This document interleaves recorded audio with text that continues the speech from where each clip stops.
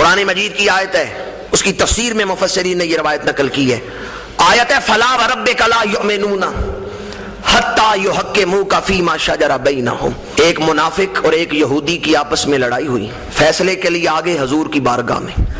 حضور نے فیصلہ، دونوں کی بات سن کے فیصلہ یہودی کے حق میں کر دیا۔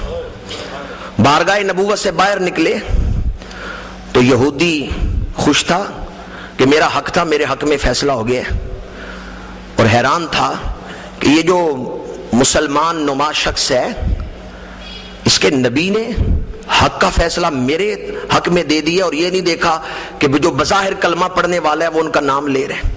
یہودی حضور کی عظمت اور انصاف سے متاثر ہوا، باہر نکلے تو وہ مسلمان نما شخص جو اندر سے منافق تھا، وہ یہودی سے کہنے لگا حضور نے تو فیصلہ تمہارے حق میں کر دیا ہے پر مجھے منظور نہیں، چلو صدیق اکبر کے پاس چلتے ہیں۔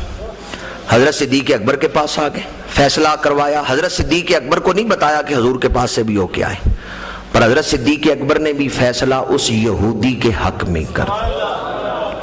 حضرت صدیق اکبر نے بھی وہی فیصلہ کیا جو حضور نے کیا تھا۔ وہاں سے نکلے تو وہ مسلمان نما شخص جو اندر سے منافق تھا، وہ یہودی سے کہنے لگا مجھے صدیق اکبر کا فیصلہ بھی پسند نہیں، چلو فاروق اعظم کے پاس چلتے ہیں۔ حضرت فاروق اعظم کے گھر آئے، دروازے پہ دستک دی، آپ باہر نکلے، پوچھا کدھر آئے ہو؟ اس منافق نے ساری بات سنائی اور کہنے لگا فیصلہ کریں۔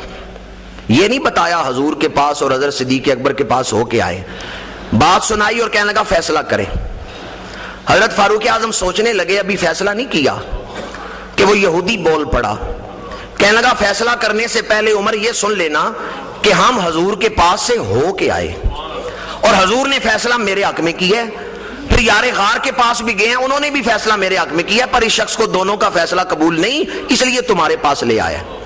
حضرت عمر نے فرمایا ٹھہر جاؤ، میں اندر سے ہو کے آتا ہوں۔ اندر گئے اور تلوار لے کے آئے، دروازے پہ پہنچے تو تلوار فضا میں بلند کی، کہا ہا کذا اقدا من لم یرض باللہ و برسولہ، جو اللہ اور اس کے رسول کے فیصلے پہ راضی نہیں، اس کا فیصلہ عمر بن خطاب کی تلوار کرے۔ سر قلم کر دیا، شور مچ گیا۔ اس کے قبیلے والے آئے، انہوں نے حضور کی بارگاہ میں مسئلہ پیش کیا، ہم قصاص چاہتے ہیں، یہ مسلمان تھا جسے حضرت فاروق اعظم نے قتل کر دیا۔ حضرت فاروق اعظم عرض کرتے ہیں یا رسول اللہ یہ مسلمان نہیں تھا۔ اس کے قبیلے والے کہتے ہیں یہ کلمہ پڑھتا تھا، یہ مسلمان تھا۔ فاروق اعظم کہتے ہیں اسے اللہ کے رسول کا فیصلہ قبول نہیں، وہ مسلمان کیسے ہے؟